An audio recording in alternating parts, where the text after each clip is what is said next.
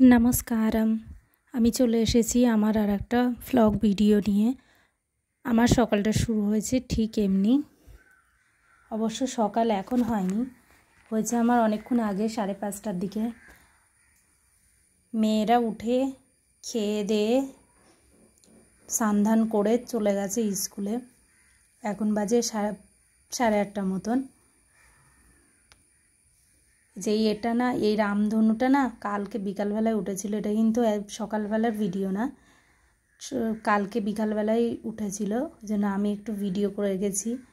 এমনিও আমি এই ফোনে বদ্ধ করেই রাখি, আমার ভীষণ ভালো লাগে এই ধরনের প্রকৃতি জিনিস পরে দেখার।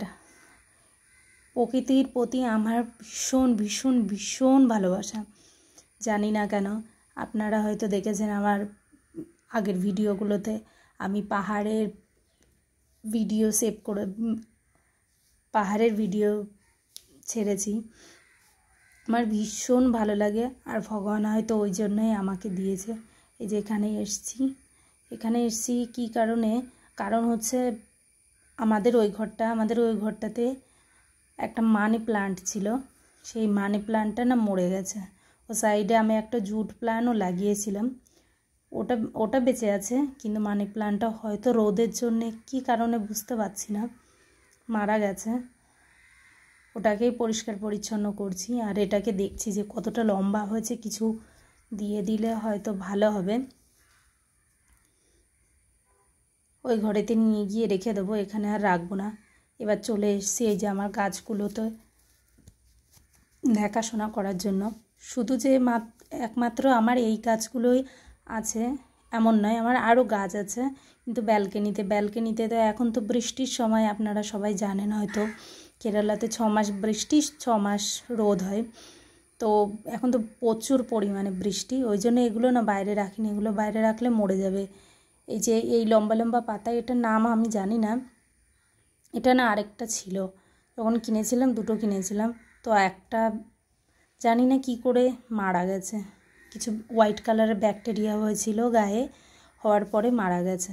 তারপরে এই হয়তো এই ছোট ছোট পাতা, যেটা হয়তো জেট প্ল্যান্টের নাম বলে, জানি না ঠিক আমি। তো এইটাও ঘরে এনে রেখেছি। এর পাতাগুলো না ঝরে পড়ে যাচ্ছে, কেন পড়ে যাচ্ছে আপনারা যদি জানেন আমাকে অবশ্যই বলবেন। যে পরিষ্কার করতে করতে এরাও চলে এসছে, এদেরকেও খেতে দিয়ে দিলাম। সকালবেলায় এসে ওরা তো পাগল করে দেয় খাওয়ার জন্যে। তারপরে না আগের দিন, এটা হচ্ছে শনিবারের বিকালবেলায় বাজার করে এনেছিল, তো ডালগুলো কিছুই ঢালা হয়েছিল না, ওই জন্য ঢেলে নিচ্ছি একবারে। আমি না একটু এই আস্ত ডালগুলো খেতেই বেশি ভালোবাসি, কারণ এটা high fibre, high protein content থাকে। এই জন্য আমি এগুলোই বেশি রান্না করতে ভালোবাসি। কারণ হচ্ছে যেহেতু আমি কেরালাতে থাকি, তো কেরালাতে সমুদ্রের মাছটাই বেশি পাওয়া যায়। আমার মনে হয় সমুদ্রের মাছটা না অতটা ভালো হয় না, ওই জন্য ডালটাই আমরা বেশি ইউজ করি। তারপরে আমি আগের ভিডিওতে বলেছিলাম আপনাদেরকে যে আমি পরের বার কেরালাতে মাছের তরকারি কেমন রান্না করে দেখাবো। এই যে চলে এসেছি রান্না করতে, নারকেল তেল দিয়ে দিলাম। আপনারা তো সবাই জানেন যে কেরালাতে নারকেল তেল দিয়ে রান্না হয়। দিয়ে দিলাম নারকেল তেল, তারপরে দিয়ে দিলাম একটু মেথি, তেলের ওপরে মেথি দেয় এরা, তো মেথি দিলাম। তারপরে এই যে পেঁয়াজ দিলাম, রসুন দিলাম, আর কিছু টুকরো আদাও দিয়ে দিলাম। এগুলো একটু হালকা ভাজা হয়ে আসলে এবার দিয়ে দেবো পেঁয়াজ। খেতে কিন্তু দারুণ হয়, আর যাই হোক দারুণ খেতে হয়, আপনারা ট্রাই করে দেখতেই পারেন। পেঁয়াজ দিয়ে দিলাম, এগুলো হালকা ভাজা হয়ে গেলে এবার দিয়ে দিলাম টমেটো দিয়ে এগুলো হালকা ভাজা হয়ে গেলে তুলে রেখে দেবো একটা বাসনে, রেখে দিয়ে তারপরে এটা ঠান্ডা হয়ে গেলে তারপরে মিক্সিতে দিয়ে মিক্সচার করবো। এই মাছটা হচ্ছে আয়লা মাছ, এখানে আয়লা মাছ বলে, এবার বেঙ্গলিতে কী নাম আমি ঠিক জানি না। এবার যে বাকি তেলটা ছিল ওই তেলের ভেতরে একটু সরষে দিয়ে দিলাম, আর কারি পাতা, আর এই পেস্ট করে রেখেছিলাম সেই পেস্টটা দিয়ে দিলাম।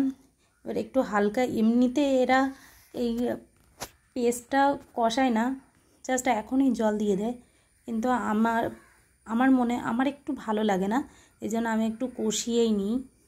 একটু লঙ্কার গুঁড়ো দিয়ে দিলাম। এটা কাশ্মীরি লঙ্কার গুঁড়ো, এটায় অতটা ঝাল নেই, কারণ আমার ঘরে 2টো বাচ্চা আছে, তো ওই জন্য আমি একটু ঝালটা কম দিই, কাশ্মীরি লঙ্কার গুঁড়োটাই বেশি দিই। এতে কালারটাও আসে আর ঝালটাও কম থাকে। তবে আমার এই লঙ্কার গুঁড়োটা না একদম যে ঝাল নেই তা না, একটু ঝাল আছে, ওই জন্য আমি আর কাঁচা লঙ্কা দেয় এমনি জাস্ট চিড়ে, কিন্তু আমি কাঁচা লঙ্কাটা দেবো না, আমি এরকমভাবে রান্না করব। এই যে দিয়ে দিলাম। এর নাম হচ্ছে কোডামপুলি বলে এরা, কিন্তু এটা হচ্ছে আমের মতন, অনেকটা আমের মতন।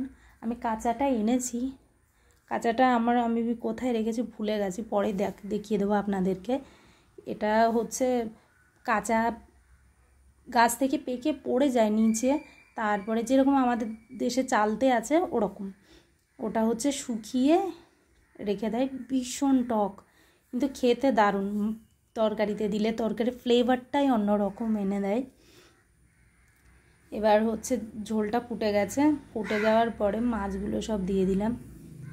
মাছগুলো দিয়ে 15 মিনিট ঢেকে রেখে দেবো।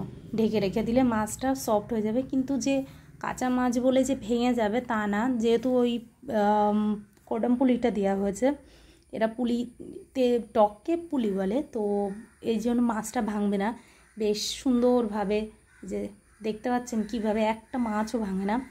তারপরে এই যে নারকেলের দুধ দিয়ে দিলাম, অবশ্য না দিলেও হতো, তবুও ফার্স্ট টাইম আপনাদেরকে দেখাচ্ছি তো ওই জন্য একটু নারকেলের দুধ দিয়ে দিলাম। দুধ দিয়ে একটু ফুটিয়ে তারপরে নামিয়ে দেব।